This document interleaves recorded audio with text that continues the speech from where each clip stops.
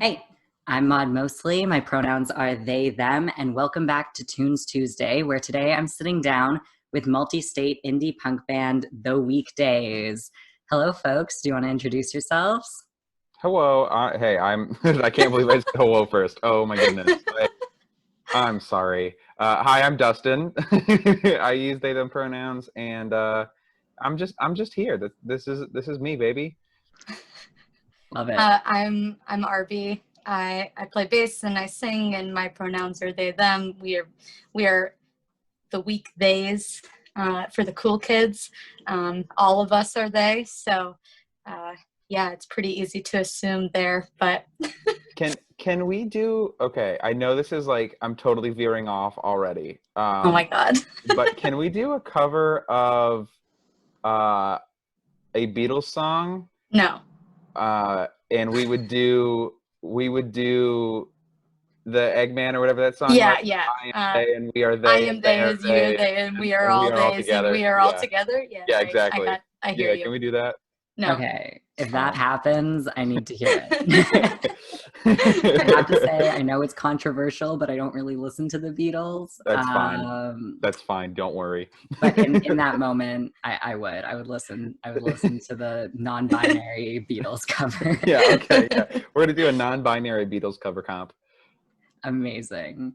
Okay, so since life's kind of been online lately, the first thing I want to talk about is related to social media, which I don't know, if you're anything like me, has probably consumed your life at this point. But your social media, and specifically like your Instagram bio, says queer and loud. And in a world where many queer people feel like they have to compromise themselves so they don't like upset others, what do you think the value is in being a loud queer? It's okay. For me, that bio originally was less about being loud about being queer and more about just being loud as a band. The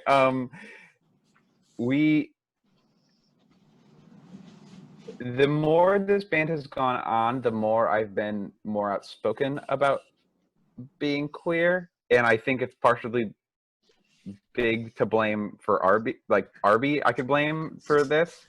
Okay, I'll take the blame. And I don't mean that in a bad way. I mean that more like I think you being around and you being loud about who you are has made me feel more comfortable about being loud about who I am. Oh, and sweet. There's a song on Tight, the previous release to this, which is about being queer, but it wasn't like I tried to code it as other things for a long time. And I remember having a talk with someone early on that was just like, I feel like this has to be a part of my identity. I feel like this has to be a part of like the band's identity. And I feel like this has to be a part of it's important for this to be a loud part of this band and for it to be a loud part of this identity. Because I found value in being seen that way. And if all these thoughts are going on in my head about queerness all the time, and Brain Machine always is just running at 100%, you know, it almost felt disingenuous to not have it be a loud part of the band. Yeah. What about you, Arby? Yeah, I don't know. When I like first came out, I was in like an emo pop punk band. And so a lot of the touring I was doing and a lot of the shows I was playing were with like mostly like cis straight dudes. And so I don't know, I was all like, even when everybody saw me as like a girl or whatever, bullshit. Am I allowed to swear? Yeah, no, and that was a big Okay, move. great. Okay, yeah. Yeah, it's all bullshit. I was always like just pretty loud about my existence in a band, like often being like passed off for like people not introducing themselves to me because they didn't assume I was like part of anything. So when I came out, I kind of like that created another level for me in which I had to like stand up for myself. And which was like hard. It wasn't like super easy, but very quickly I was just like, this is who I am. Like, I'm going to make sure everybody knows it, because like I have spent way too long so confused and feeling so alone that maybe if I like express these things about myself in a very loud way, like I will attract the other gaze. It was like I had, most of my friends were like these dudes in pop punk bands, and I was just like, I need people who are like me. And in the age of social media, the only way for me to find that sort of community was by like being like, this is me, this is who I am. If that's you also, could we be friends? Maybe, like, please, dear God, I'm so lonely. But also, it's just like, I don't know.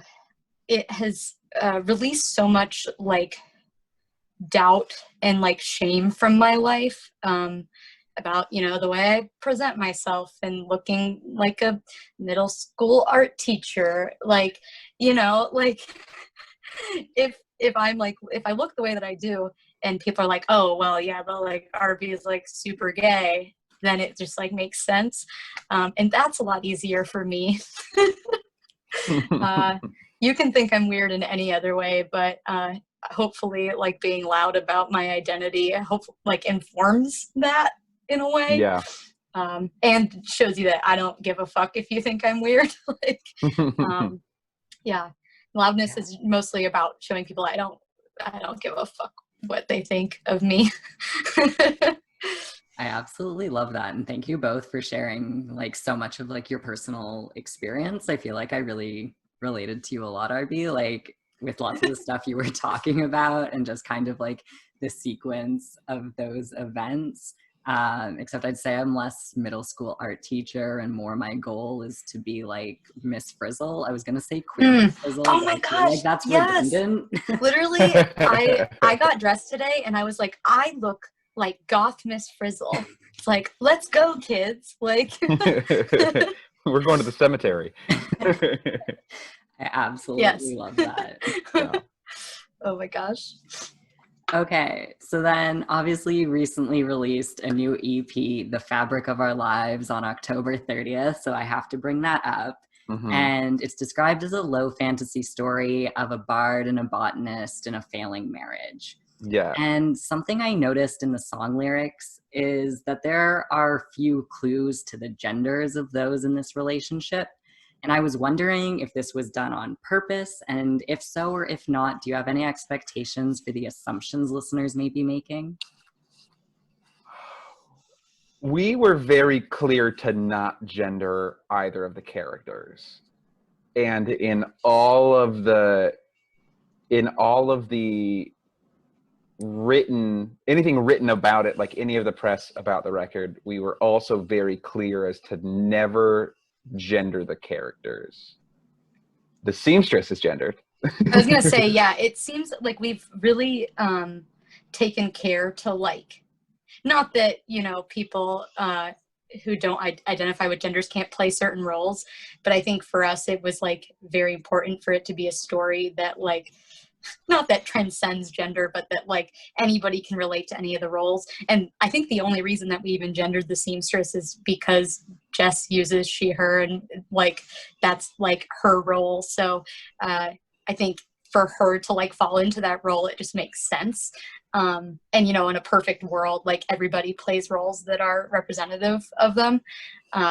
So yeah, I think that it's good to like to make it so that anybody can relate to any part of the story regardless of gender or identity. Absolutely. Yeah, I mean, I love to hear that it was so intentional, because it was just something like when I was reading through the lyrics of the tracks and I was listening to the tracks, like it stood out to me so much, which was really interesting, because I feel like when you have like gendered words and pronouns in songs, you like don't explicitly think about it. But the second they weren't there, I was like, they're not here. Where are they? You know, just like, it makes writing about things a little harder I will say, especially for the press, because you start dropping they every other word and you're like, wait a second, who's who here? It's just like hard in terms of like the written word to make sure that you know who you're talking about all the time. And so that's the hardest part of it. The rest of it was just like, oh yeah, okay, it's just two people and we're not going to gender them. And two theys being thems. What's better than that? What's better than that? Absolutely. Yeah, incredible. So then another follow-up question kind of on your EP is that, it can be bought on Bandcamp. And what I saw is that 5% of the proceeds are going to, mutual aid disaster relief, Black Love Resists in the Rust, and some others. And, with the pandemic, most shows and tours have been canceled, leaving lots of musicians, struggling, as now like income is relying really heavily on like selling music and selling merch, as I'm sure you're like very, very aware of. So during this time when a lot is, up in the air, why is it important to you to still be redistributing proceeds? Well, solidarity is important. It's like solidarity over charity. I think that it is also important. So like, yeah, we're queer, but like we're also all super duper white. And as we are in a space where like radical racial justice is like being sought in everybody's community, in all of our communities. And as I think that we've all become more aware of like active steps that we can do to fight against like both the powers that be and like to help people around us, it's important to give money to people who need it. And like throughout the entire pandemic, we didn't take a dime off this band. This band probably raised like just shy of $1,000 between when everything kicked off in March and we sold the tape in September. I think we did the tape. Between those two things, we probably made about $1,000 across the board with everything, and we donated all of that out. That like none of that, we didn't touch any of that. We also, I mean, I'm trying to think of others. We ended up using all of the money from the tapes for recording, but everything else, like we also thought I think it's important that whenever you do like not charity work, whenever you're like donating money out from things, it's important for it to be over 10%. Like everybody is like really easy to do this 10% thing, and that's totally fine. But that like 10% of your proceeds going out shows to me that you're willing to part with that anyway. And it's just like you're kind of doing this as a show. And I think it's important to not do it just as something, as a show, not as just like a gesture. It's like, no, you got to be real about it. And you've got to pick organizations that are doing real work where you're at. And like mutual aids are doing real work everywhere. Black Love Resists and Rust is a really great organization that's doing a lot of great work in Buffalo, and in taking space is great. And they're taking up space. And then in a good way. I don't mean that in a bad way. And then like the Nashville it's the Nashville Free Store. Free fridge, free kitchen. There's so many of them. It's free food for people, which is necessary. Right. And they're doing a lot of great work, and we chose that because Lindsay, our manager, is in Nashville. And then I forget the fourth organization. Salas Center. Salas Center. It's mine. Sorry. I was gonna say anyway. I think we also like it. We all feel a little bit better about like reallocating funds, simply because we're in a very privileged place, despite the pandemic and stuff. Like, granted, like all of my income is from unemployment right now, but like there are a lot of people who aren't receiving that.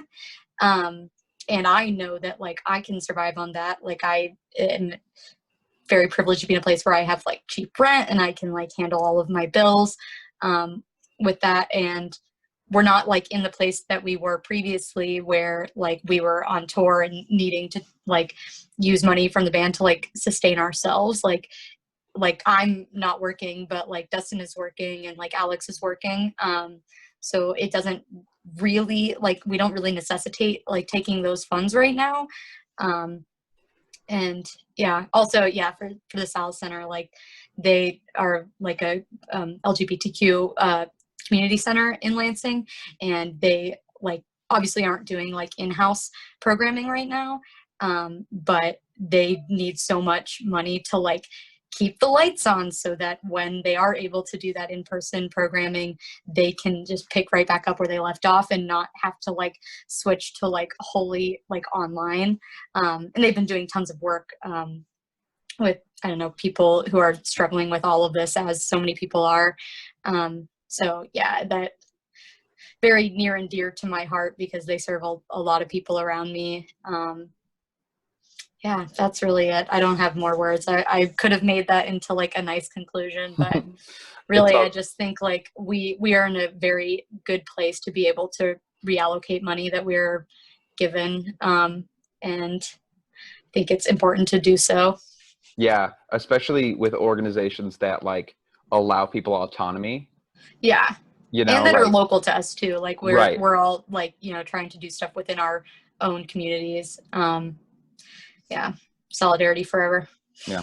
Yeah, absolutely. And that is all like so incredibly meaningful. I'm going to make sure to link any of those organizations that you just brought up below the video so people can check them out if they want to donate outside of the proceeds that are going to these organizations when they obviously buy your new EP.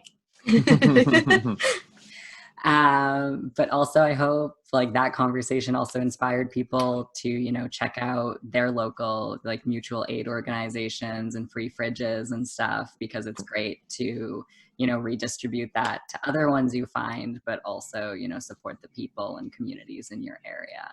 For sure, for sure. It's there are a lot of mutual aid networks everywhere across the US. They might not be I live in Richmond, Virginia. Richmond, Virginia has like a really robust like mutual aid distribution network where like you donate to these one people and then they distribute it out. Lots of cities will have like Excel spreadsheets and stuff like that of like people that you can interact with, which is really great. And it's a really great to like, I think that's really great to like meet those people or to develop personal relationships with people around you. But if you just search your city mutual aid, you'll find something and you should get involved. Absolutely. Yeah. Because even if you don't have the funds, there's so many other ways to be, you know, supporting these organizations. Mm-hmm. For sure. For sure. Absolutely. Okay. Well, thank you so much for sitting down with me today. This has been an incredible conversation. You can find links to their music, where to buy it, where to listen to it, where to find them on social media below this video as well. So thank you for listening, and I'll let the weekdays sign off with whatever they want to say. I'll go first. I want to say thanks to you for having us on here. Thanks to anybody who's listened. The new EP we released, The Fabric of Our Lives, is out on all major platforms except for Amazon, because fuck them. And you can get it there. It's always pay what you want. I would rather you donate to a local spot, like a local mutual aid or something like that, and just like message me on Instagram or Twitter, and I'll give you a shout out. And obviously just download the EP from there. Yeah, thanks, Al. Love y'all. Yeah, Dustin said it best. Thank you, Maud, for having us. Thanks to everybody else for listening. Yeah, love the people around you. That's all I have to say. What a beautiful note to end on. Okay. Thank you, folks, and thank you for listening.